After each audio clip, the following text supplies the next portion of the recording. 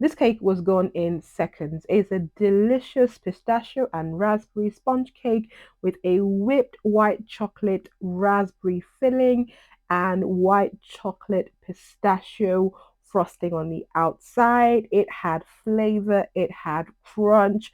All the flavoring was made from natural ingredients from pistachio, raspberry, and lemon to add that balance of flavor. I'm going to show you all the steps I use to make this delicious cake so that you can recreate it at home, from showing you how to make the white chocolate with raspberry filling, the decorating process of decorating the cake. I'm going to show you how to actually make the sponge cake itself, how to make the white chocolate pistachio frosting to decorate the cake, and the whole process, so you can recreate this delicious cake in the comfort of your own home, and also some tips and tricks to help you get amazing results. Okay, let's get started. So you need pistachio. If you can get pistachio that's already been deshelled, that will save you some time. If not, you can still get some pistachios in the shell, but you'll have to take some time to deshell them. Make sure you get unsalted pistachio. You don't want salted one because the salt can throw off the balance of your cake. Put it in your food processor and grind it until it's a fine consistency, kind of looking like flour. Now, don't blend it for too much, because if you blend it for too much, you'll start to release all the oils in the pistachio nuts, which can affect the texture of your cake. So you just want it to have that sort of crumb-like structure that you can see, like a fine powder. And then weigh up the amount of pistachio that you need. Make sure that you have some pistachio left, because you're going to need that for the pistachio frosting and also for decorating. And then next, we're going to start to make our sponge cake. Don't worry, all the list of the ingredients will be in the description section. So this is plain flour measured, and I'm adding the pistachio, the ground up pistachio, and I'm actually using two cameras at the same time, hence why I looked a little bit distracted. Um, so you're going to add your baking powder to the bowl, and then you're going to mix up. Actually, you're adding some salt as well, and then you're going to mix up all the dry ingredients together, and then you're going to set that aside and start to make the wet component of your cake. Now, if you haven't subscribed to Dr. Mummy Cakes channel, you are missing out. Hit the subscribe button. We're zesting a lemon. So to zest the lemon, you basically want the rind, that's the colored part of the lemon. That's what you want. And I'm going to show you a very nice way of infusing flavor into the cake. So rather than using the lemon zest directly in the cake, we are going to actually infuse it into the sugar. So measure out your sugar, add in the lemon zest. Obviously, you wash your hands, make sure your hands are nice and clean, and you basically rub the lemon zest into the sugar. That way, all that zesty flavor is nicely incorporated into your sugar, and then that's going to translate very nicely in your cake. Now, you're not actually going to taste the lemon, there's absolutely no lemon flavor, but it does balance out all the flavor and makes your cake taste so nice. Okay, so this step is the creamy method, where you are going to be whipping the sugar and your butter for about 3 to 5 minutes, depending on whether you're using a hand mixer like I'm using here or a stand mixer, until it's very well combined. Um, Next, we're going to prep the raspberry. Wash the raspberries properly. Obviously, when you wash the raspberry, you'll see the raspberry is actually quite a fragile berry, so just be gentle um, when you're washing it. I mean, yes, some of them will get all mashed up. They don't all need to be whole, but make sure that you keep some nice whole ones that you're going to use for garnishing. So you can see I'm taking the bits, the raspberries that are not mashed up and broken, and these are going to be used for decorating. The rest of them come back all mashed like that, But don't worry, because you are actually going to rip it apart and you want it in bits when you put in your cake. I'm using a paper towel to remove excess moisture. I do not want any extra water in my cake. So set that aside to dry nicely and then set that aside while we continue to make the rest of our batter. So I do this at this point because then that gives enough time for the raspberries to dry off. Okay, vanilla essence to give us some vanilla flavoring. Add that to the butter and the sugar mixture that you have creamed, and then mix that nicely together.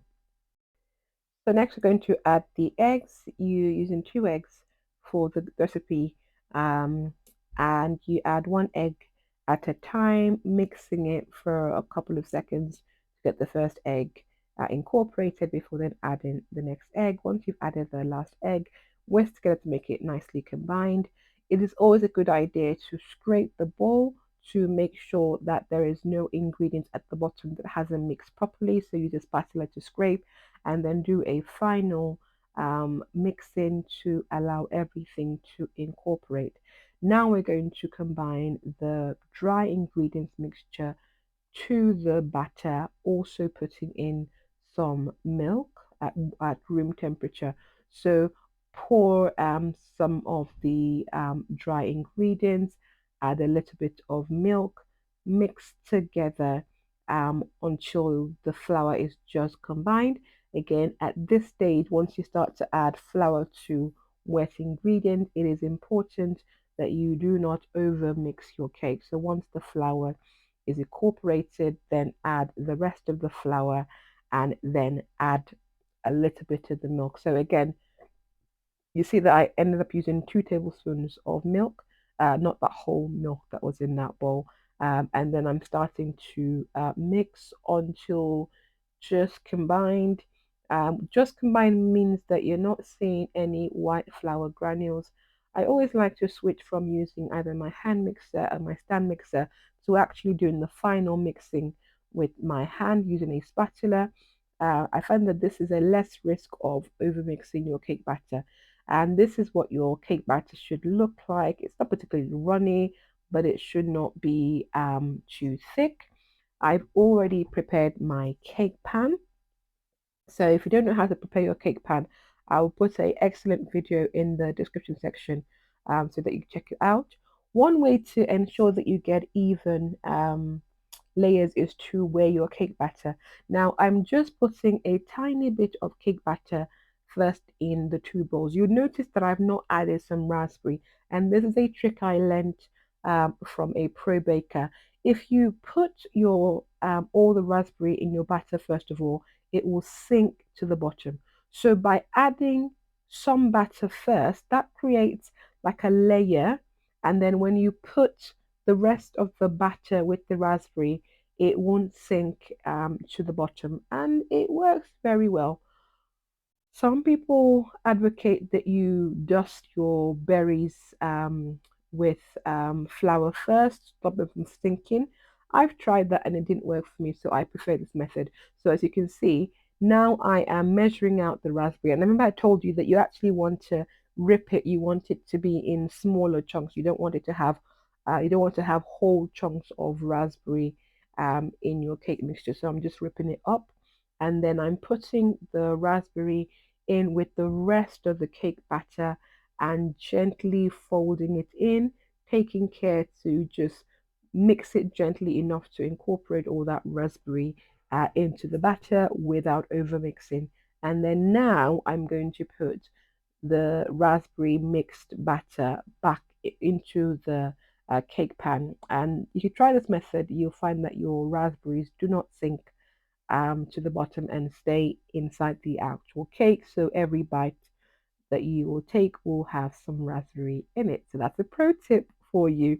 Um, Squish it all around so that the batter is nicely even in the pan. And I find that I have to do this because the batter is a little bit on the thicker side, but that works quite well. And then once that is done, we're going to put it in our oven, which we have preheated to the right temperature. I'm a big fan of baking at lower temperatures, so I tend to bake at 150 degrees in a preheated oven, and I will bake at that temperature until a skewer inserted into it comes out clean. So at this stage, it's not quite ready, and I only realized at this stage I missed out a crucial step, which is the sugar topping. So if you use some Demerara sugar, which is a coarse sugar, I should have added this before I put the cakes into the oven. It's an optional step, but it does give some added crunch to the cake. So I did this a little bit late once the cake has started baking. But actually, when you're making the cake, do this before you put the cake into the oven. If you don't like the idea of adding even more sugar, then actually you can skip this step and it will have no detriment to your cake whatsoever. So back in the oven it goes until it's nice and ready. So the cake is ready and I'm doing a happy dance because I can smell the gorgeousness of that cake already. And I'm always happy whenever my cake is baked because, it's just so satisfying making your own delicious cake at home, which is why I hope that you will try this recipe and my other recipe. So I'm using a palette knife to loosen the edges and my cake is going to pop out nice and clean. I never literally have to worry about my cake turning out in one piece because I line my cakes with a foolproof method that works every single time. So if you've ever struggled with getting your cake out in one piece, you should check out my video on how to properly line your cake tin. When you try this method, it will never fail you.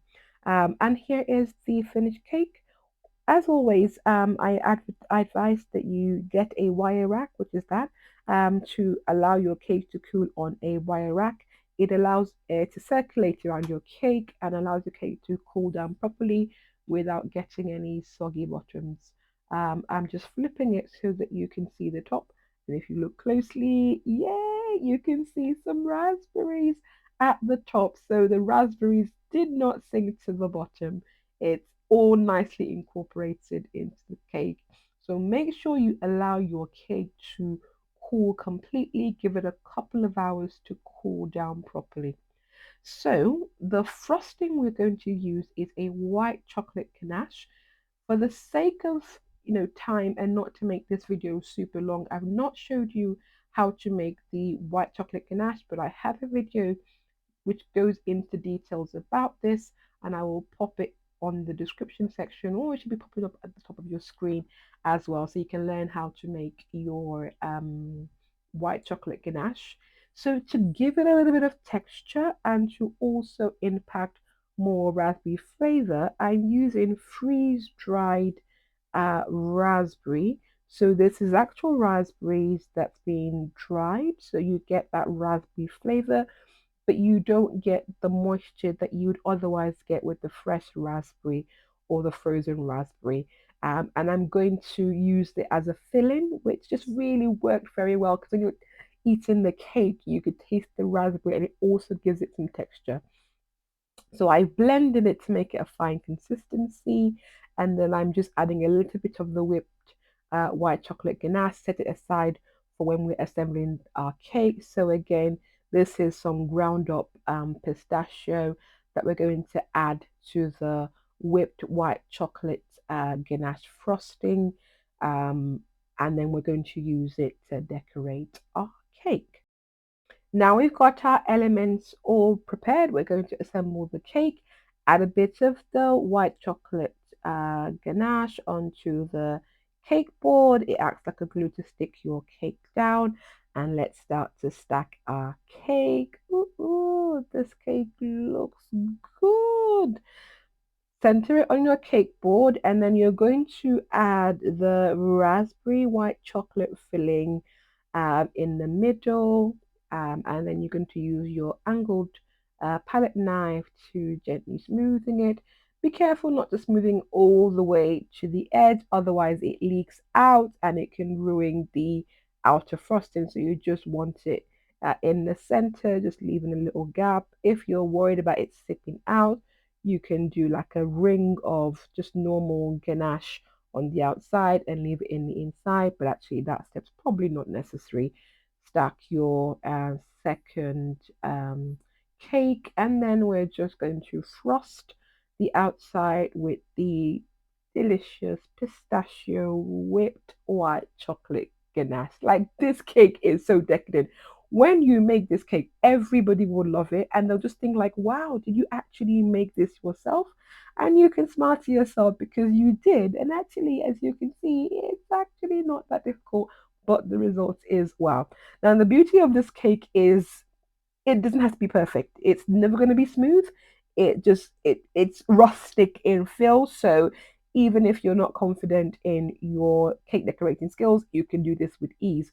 What you want to do is cover the top and the side of your cake with a generous amount of the pistachio whipped white chocolate ganache, smoothing the top, smoothing the sides, and then you also need a buttercream smoother to smooth the side. You can actually use the edge of your palette knife if you don't have a smoother, but having a smoother makes the job easy. And you just want to just smoothing the cake so that it looks a little bit neater. Again, you're not aiming for perfection because it won't be perfect because of the texture of the pistachio. Give it a little clean up to remove any of the mess and get your cake to look nice, because presentation of your cake is part of the whole experience of eating a delicious cake. Take the rest of the ground up pistachio and just sprinkle it on the top of your cake for a decorative effect. So it's important that you have some ground up pistachio left to do the stage as a final decorative effect. If you don't have any left, it's not the end of the world, but again, just that little presentation doesn't cost you anything, but it makes your cake look professional. And people will be like, did you actually make this? Honestly, a friend of mine said when she came, she was like, did you make this cake? I was like, yes, I did make this cake. I didn't order it from the store. It's homemade, absolutely delicious with all natural flavoring. And then just decorate with your leftover raspberry. You can see me doing a dance because I was just so excited with the final results, and you will be too.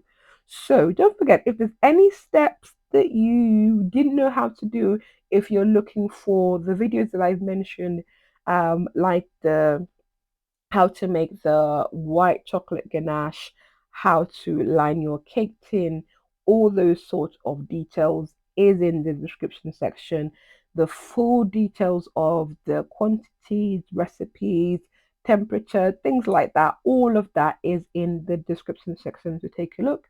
And please don't forget to subscribe, like this video, drop a comment, find me on Facebook, Instagram, and subscribe. Yeah, yeah. Happy baking, everyone.